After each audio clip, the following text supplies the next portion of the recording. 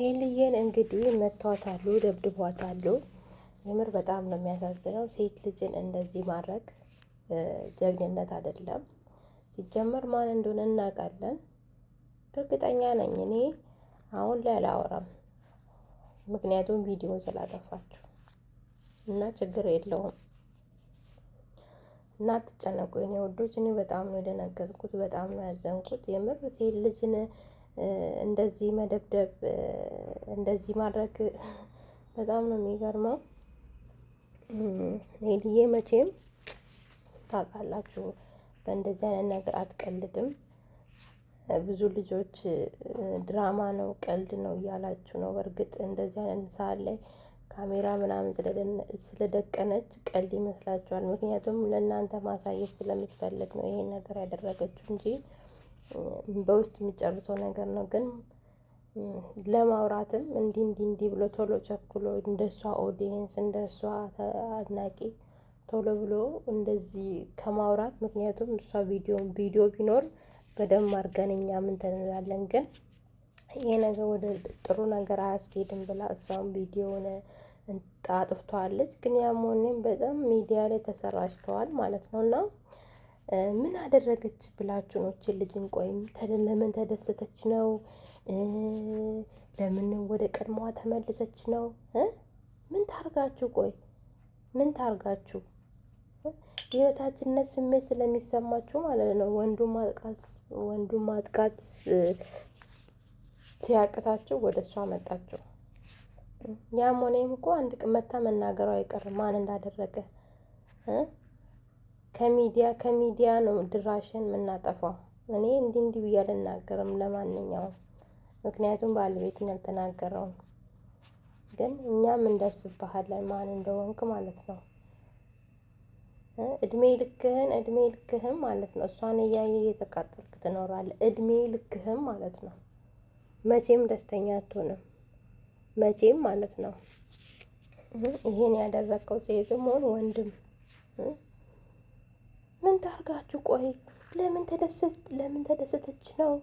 እኔ ደግሞ ሄሉ ግራ የገባኝ ነገር በቃ ከዚህ በኋላ መስቀልቅል ወጣ። ከዚህ በኋላ ምንድን ነው ማድረገው?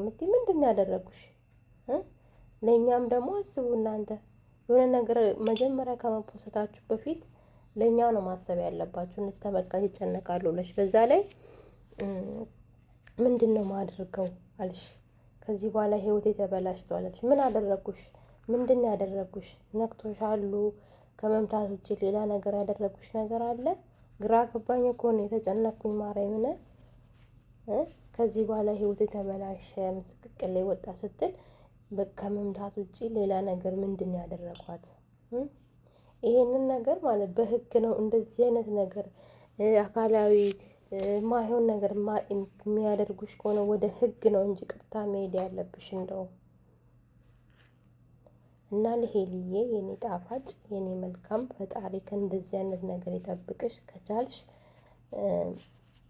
ወደ ህግ ብትሄጂ ብዬ ነው የማስበው። ምክንያቱም ማንም እንደፈለገ እንዲሆንልሽ አትፍቀጂ፣ ማንም ማለት ነው።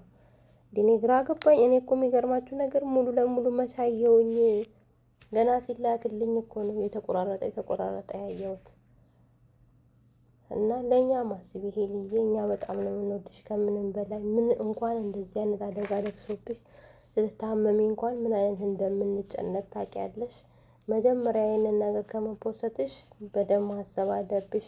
ኦር ደግሞ እስከ ፖሰትሽ አለማጥፋት ገባሽ? እና ፈጣሪ ይበቀልልሽ፣ ችግር የለውም። አንቺ ጀግና ነሽ፣ ትነሻለሽ። ግን እኔ የገረመኝ ነገር ከዚህ በኋላ ህይወቴ ተበላሸ ያልሽው ነገር በጣም ነው ሰላሜን የነሳው። ምን ማለት ነው? ህይወቴ እሺ፣ ሊደበድቡሽ ይችላሉ፣ የሆነ ነገር ሊያደርጉሽ ይችላሉ፣ ጎርቶሻሉ፣ ሰብሮሻሉ፣ መድኃኒዓለም እንዲስበራቸው። ግን ህይወቴ ተመሰቃቀለ ከዚህ በኋላ ስትይ እኔ ሌላ ነገር ነው ማሰብ የጀመርኩት። ታውቂያለሽ? ምን ሆና ነው እቺ ልጅ? ምን ነክቷት ነው? ከዚህ የተለየ ነገር ከመምታት የተለየ ነገር ምንድን ነው ያደረጓት ብዬ ነው ያሰብኩት። እና ደስታሽን አዩ፣ ሳቅሽን አዩ፣ አይናቸው ደም ለበሰ። እሱም ማጥቃት ሲያቅታቸው እንግዲህ በአሁን ሰዓት ማለት ነው አሁን ፋሽን ያመጡት ነገር ማለት ነው ወንድም ማጥቃት ላይ አይደለም ብዙውን ጊዜ ሴት ላይ ነው በቃ እጃቸው የሚያነሱት ሴትን ለመስበር ነው። ወንድ ከወንድ ጋር እንኳን አይጋፈጡም። አንተ ነህ እንዲያደረግከው አንተ ነህ ህይወቴን የቀማው ብሎ እንኳን ከወንድ ጋር አይጋፈጡም። ከሴት ጋር ነው የሚጋፈጡት እንትን የሚሉት ምክንያቱም እነሱ እንትን ስለሆኑ ማለት ነው። እና አታስቡ፣ አትጨነቁ። ሄልዬ መታ መልስ ትመልሳለች የምር ምክንያቱም በጣም የሚያስጨንቅ ነው፣ በጣም የሚረብሽ ነው። በዛ ላይ ቪዲዮ ጠፍቷል። ብዙ ነገር ነው እየታሰበ ያለው እና ማንም እንደዚያ በተለይ ሚዲያ ላይ ያለ ሰው እንደዚህ አይነት ነገር እውነት አድርጎብሽ ከሆነ ያየናል። እኛም በደንብ አድርገን እናሳየዋለን ማንነታችንም ማለት ነው። በደንብ አድርገን መቼም ማለት ነው ሌላ ሰው እንደዚህ አይነት ነገር የሚያደርግሽ የለም። ምክንያቱም ሚዲያ ላይ ህይወትሽ ማንም እንደዚህ የሚያደርግሽ ነገር የለም እኛ ከምናውቀው ውጪ ማንም እርግጠኛ ነኝ። ስለዚህ እኔ ስማርት ማለት ነው ከዚህ በላይ ከፍ በይ፣ ከዚህ በላይ ድምቅ በይ። ይሄ ድምቀትሽ ይሄ ከፍታሽ ነው እነሱን እንደዚህ እያብሰለሰለ ያለው። አሁንም በህይወትሽ ጣልቃ ለመግባት ብዙ ነገር እየዘበራረቁ ነው ያሉት እና ከቻልክ ናትዬ በቃ ተንከባከባት። ይሄ ነገር እውነት ከሆነ ይሄ ነገር እንደዚህ እንደምትናገረው እኔ ከዚህ በኋላ እንትን የለኝም የምትለውን ነገር በደንብ እንትን ብላችሁ የሆነ ነገር መፍጠር አለባችሁ። ለእኛም አስቡ፣ ተጨነቅን እኮ እንዴ! ሰው እኮ በደንብ አድርጎ ቪዲዮን አይቶ እኮ የሆነ ነገር ያገኛል። እንዴም ቪዲዮ ተደለተ ብዙ እንዴ! ለእኛም አስቡ እስቲ፣ ለእኛ ለምንወዳችሁ ተመልካች እንኳን አስቡ ቢያንስ፣ ሌላ ነገር ይቅር። ሰላም ውዶች፣ እንዴት ናችሁ? ደህና ናችሁ? ሰላም አላልኳችሁም አይደለ? እንዴት ናችሁ? ደህና ናችሁ ነው ያለው። እና አትጨነቁ፣ አታስቡ።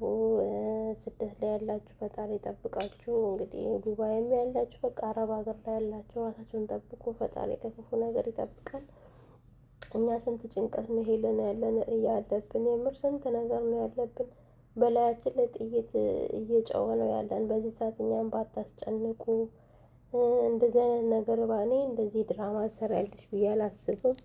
ግን ይሄ ነገርን ማለት ነው እንደ ቀልድ እንድታዩ አልፈልግም። ወደ ህግ መሄድ አለበት። መቼም እንደዚህ ያደረገሽን ሰው መቼስ ታውቂያለሽ።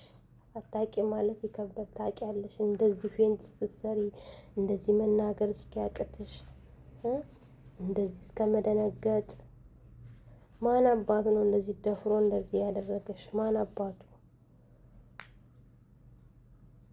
እና እኔ ውድ ፈጣሪ ማርሽ። ቪዲዮሽን እንጠብቃለን። እንዲህ በዝምታ ዝም እንዳትይን። በዝምታ ዝም ብለሽን እኛንም አታስጨንቅ። የሚወዱ ስንት የተጨነቁ ልጆች አሉ፣ ስንት ልጆች እና ወዳችኋለሁ። ላይክ ሼር አድርጉ ባይ